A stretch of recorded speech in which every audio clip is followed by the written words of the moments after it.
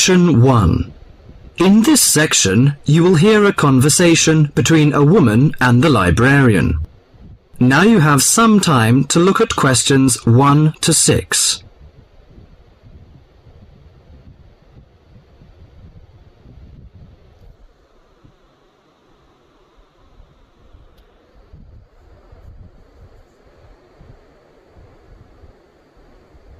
Now listen to the talk and answer the questions 1 to 6. Good morning. Good morning. Can I help you? Yes, I'd like to join the library. We're new to the district, you see. Certainly. Well, all we need is some sort of identification with your name and address on it. Oh dear. We just moved, you see, and everything has my old address.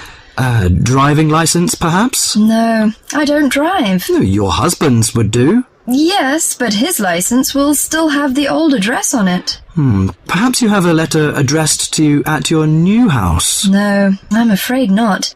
We've only been there a few days, you see, and no one's written to us yet. What about your bank book? That's just the same. Oh dear, and I did want to get some books out this weekend. We're going on holiday to relax after the move, you see, and I wanted to take something with me to read. Well, I'm sorry, but we can't possibly issue tickets without some form of identification. What about your passport? What? Oh yes, how silly of me. I've just got a new one, and it does have our new address. I've just been to book our air ticket, so I have it on me. Well, that's all right. Your ticket will be ready soon. Okay, how many books am I allowed to take out? You can take 4 books out at a time, and you can also get 2 tickets to take out 3 magazines or periodicals. Newspapers, I'm afraid, can't be taken out. Oh, that's fine. Do you have a record library? Some libraries do, I know. Yes, we do. You have to pay a deposit of $5 in case you damage them, but that entitles you to take out 2 records at a time. That's good. Could you show me where your history and biography sections are, please? Yes, just over there to your right. If there's any particular book you want, you can look it up in the catalogue, which you'll find just around the corner. You can also find a touchscreen information service on level 2. Thank you. Oh, and how long am I allowed to keep the books for? Well, the normal loan period is 3 weeks, with 2 weeks extension. Oh dear. We're going away for 4 weeks. Can I renew them now? I'm afraid not. You must do that at the end of 3 weeks. I see. Thank you very much.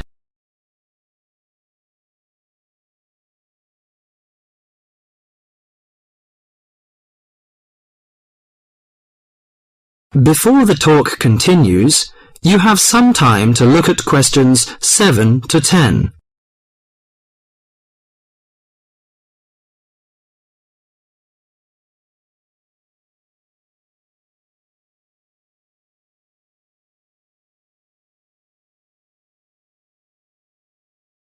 Now listen to the talk and answer the questions 7 to 10.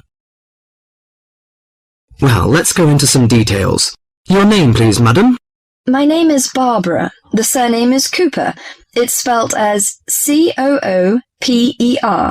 Fine. And what's your contact number? If we have new books coming, we can contact you in time. Good. You can call me on 723-6518, but it's better after 5 p.m. You know I have to work during the daytime. Do you need the office number? I don't think so. It's enough. Could you tell me the address? I lived in King Road, but of course you need my new address. It's 25 St. Mary Road, Hanwell. That's Hanwell. Is that right? Yes. Do you need the passport number? I just brought it with me. Here you are. Yes, thank you. The number of your passport is G5798-0942. OK, and your ticket is ready. The number is M930123. Thank you. Could I take a look around and check out some books? Of course, as you like. That is the end of section 1.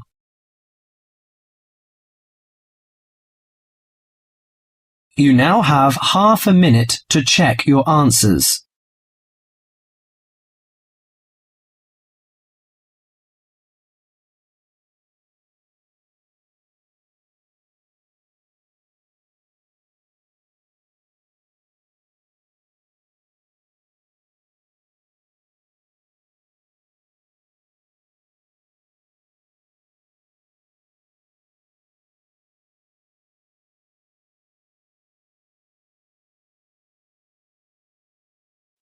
Section 2.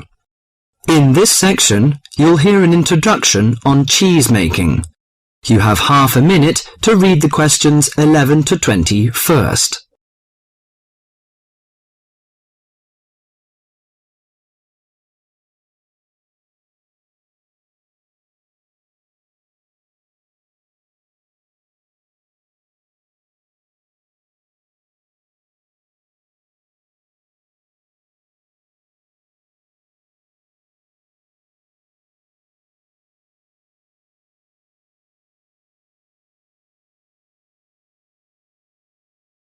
Now listen to the monologue carefully and answer questions 11 to 20. Cheese is one of those foods that we tend to take for granted as always having been with us, and it's odd to think that someone somewhere must have discovered the process to make cheeses. That takes place today. In the studio to tell us all about it is Monica Maxwell. Today, we all know that the process of making cheeses takes place when microorganisms get into milk and bring about changes in its physical and biochemical structure. Well, obviously, we don't know who discovered the process, but it's thought that it came from Southwest Asia about 8,000 years ago. In the early time, there were mainly two types of cheeses. One of them was rather tasteless and bland, in the case of the so-called fresh cheeses, which are eaten immediately after the milk has coagulated. And another one was rough-tasting and salty, in the case of the ripened cheeses, which are made by adding salt to the soft fresh cheese and allowing other biochemical processes to continue so that a stronger taste and a more solid texture resulted. The ancient Romans changed all that. They were great pioneers in the art of cheese-making, and the different varieties of cheese they invented and the techniques for producing them spread with them to the countries they invaded. This spread of new techniques took place between about 60 BC and 300 AD. You can still trace their influence in the English word cheese, which comes ultimately from the Latin word Caseus, that's C-A-S-E-U-S. At this stage in history, people weren't aware in a scientific way of the role of different microorganisms and enzymes in producing different types of cheese, but they knew from experience that cheese's tastes were relevant to something. If you kept your milk or your pre-cheese mixture at a certain temperature or in a certain environment, things would turn out in a certain way. In the 19th century, with the increasing knowledge about microorganism, there came the next great step forward in cheese-making. Once it was known exactly which microorganism was involved in the different stages of producing a cheese, and how the presence of different microorganisms affected the taste, it was possible to introduce them deliberately and to industrialize the process. Nowadays, cheese is made on a large scale in factories, although the small producer working from his dairy farm continued to exist and still exists today. Cheesemaking moved very much into the world of technology and industrial processes, although because the aim is still to produce something that people like to eat, there's still an important role for human judgment. People still go round tasting the young cheese at different stages to see how it's getting on, and may add a bit of this or that to improve the final taste. Whatever the scale of production, there is still room for the development of art alongside the technology. That is the end of section 2.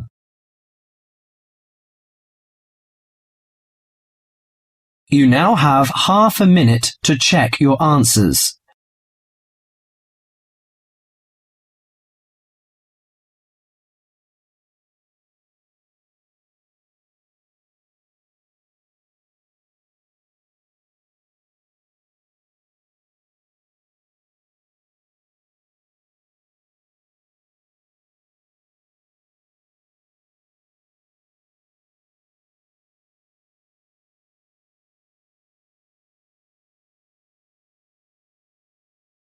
Section 3. In this section, you will hear a conversation between John Watson and several environmental science students. Now you have half a minute to read the questions 21 to 30.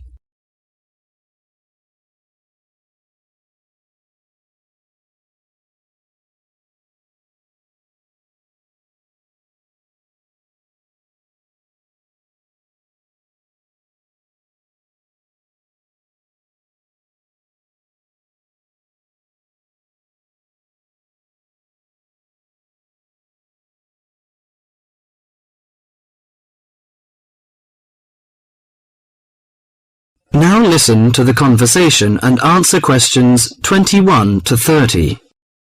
Good morning, everyone. I'd like to introduce our guest to you, John Watson. We're delighted to have John with us today to share his views on conservation. As environmental science students, I know you'll have a lot of questions. So let's kick off by asking him to tell us how he got involved in the environmental movement. Thank you, Deborah. It's nice to be here. When I was 7 years old, back in the 1940s, my father bought 200 acres of land on the central coast of New South Wales in eastern Australia. The marvellous thing about it was that it was virgin bush. In other words, completely natural. But this kind of country doesn't exist anymore. Oh, what do you mean by that? Well, let me explain.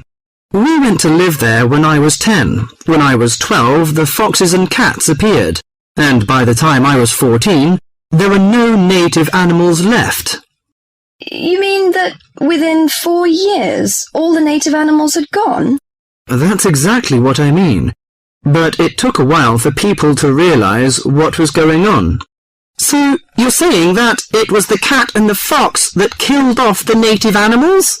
Absolutely right. But back in the 1970s, people didn't realize it. Even though Australia was losing wildlife faster than the rest of the world combined, people were blaming the farmers and miners, but not their lovely little pussycats. They're domestic cats you're talking about? Exactly. And what's more, they didn't want to know. Can you tell us how you set about proving your theory that it was feral cats and foxes which were killing native animals? Well, I moved to South Australia specifically to set up a wildlife sanctuary there.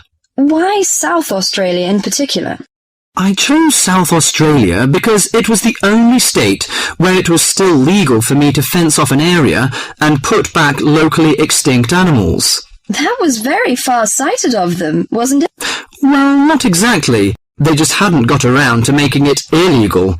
Though they soon tried to, once they realized what I was doing.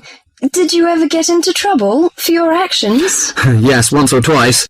In 1976, they put me in jail for cutting down some pine trees to allow me to build a fence to keep out the cats and foxes. How did you get out of that situation? Well, I signed an agreement saying that I wouldn't go on building the sanctuary, but then I just kept on building it. That was very brave of you. Well, I figured that I had signed under duress, so I didn't feel bound by it. The sanctuary was completed in 1983 and opened to the public in 1985, and within a year it was overrun with native animals. There are other ways of protecting endangered animals, though, aren't there? You can raise public awareness through research and educational programs. Well, I don't have much time for that.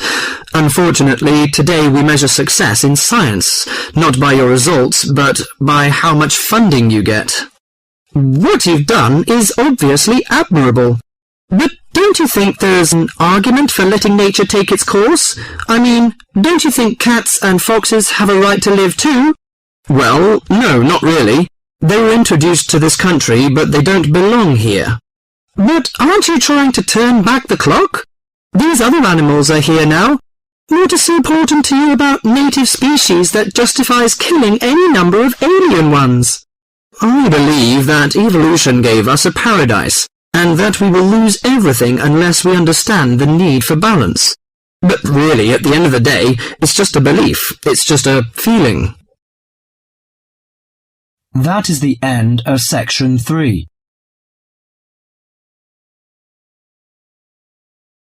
You now have half a minute to check your answers.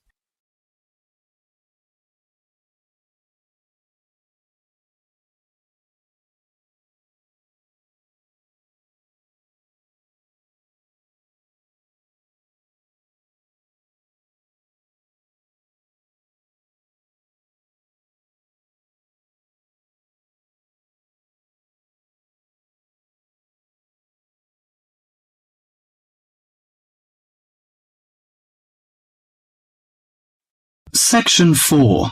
In this section, you will hear a lecture on the research on teen brain. Now you have half a minute to read the questions 31 to 40.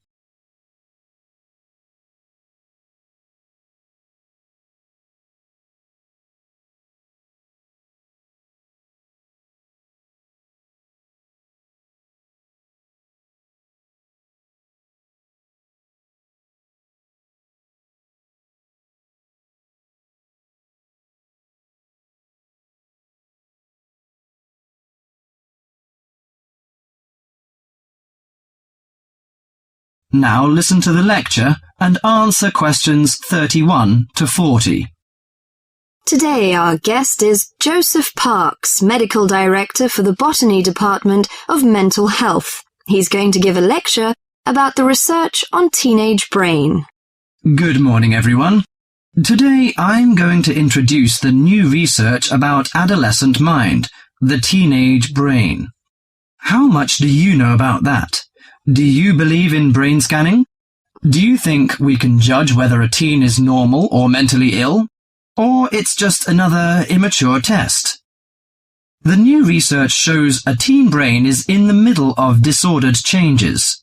Those changes, scientists now believe, are so significant that they may reveal the mysteries of mental illness, explaining why some teens commit suicide, why others harm their classmates, and why some emerge later in life with mental disorders.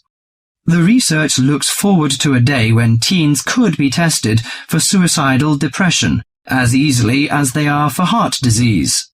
But there are signs that society and parents in particular would reject such a tool.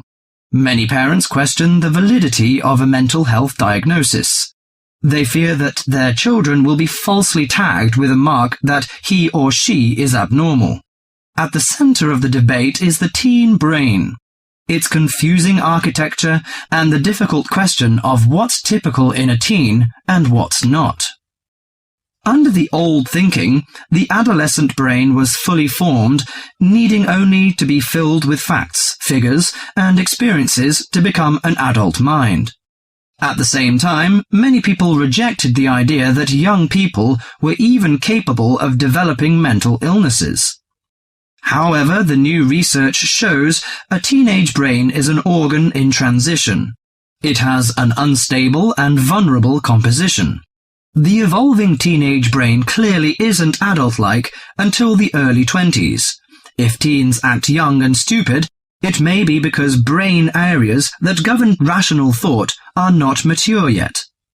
All that is fine when the brain develops normally. But if the teen brain fails to successfully reinvent itself as an adult brain, mental illness may happen.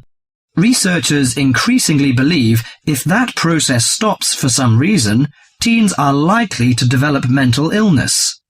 Early warning signs might be disregarded, as adults may think them the typical teen behaviors.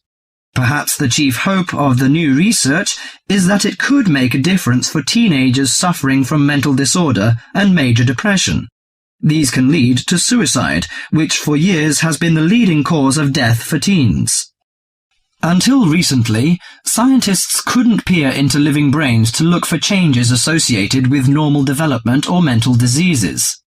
That is beginning to change as researchers develop ever more sensitive brain scanners. However, the composite pictures are somewhat misleading. A snapshot of an individual brain may fall somewhere between normal and mentally ill. For now, psychiatrists and psychologists must still rely on interviews and observations of children's behavior to diagnose mental illness. That is the end of section 4.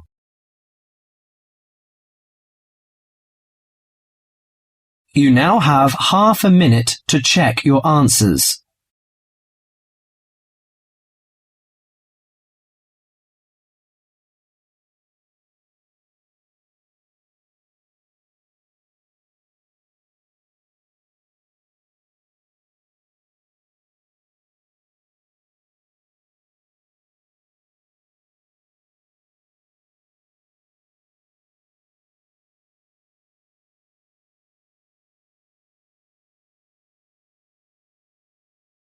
That is the end of the listening test.